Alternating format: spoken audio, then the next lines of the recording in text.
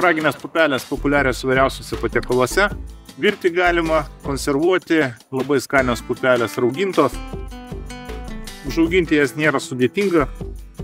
Sodinama į šviesią vietą. Dirvožemis turėtų būti derlingas. Čia yra 2 kartus užarti sideraliniai augalai, rudenį, pavasarį, įterpta kalio magnezijos trąšų, superfosfato, belieka padaryti griovelį, yra sodinama kažkur 4-5 cm gylyje, tarpai kažkur tai apie 6-10 cm, bet galima padaryti ir didesnius tarpus ir tarp eilių yra 40 cm daroma. Kažkaip tai paskutiniu metu sunkesnis daigumas pupelių, dėl to aš sodinu tankiau, nes praktiškai tik tai kas antra pupelė išauga. Gal kaltas netgi ne daigumas, o čia yra daug pelėnų, kurie gali tas pupeles panaudoti pietum ir vakarieniai.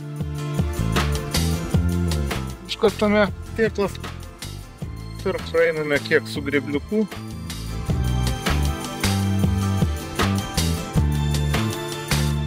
Pradeda lysti pupelės.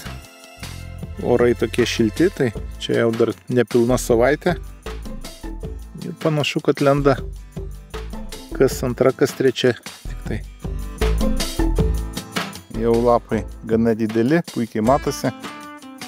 Tik žolių daug tarpueilį ir dabar pats laikas jas išravėti su kauptuku.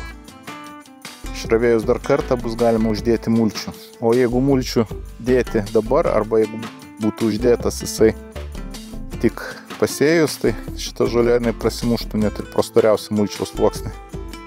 Pelės jau paaugo, po truputį ir žiedai formuojasi.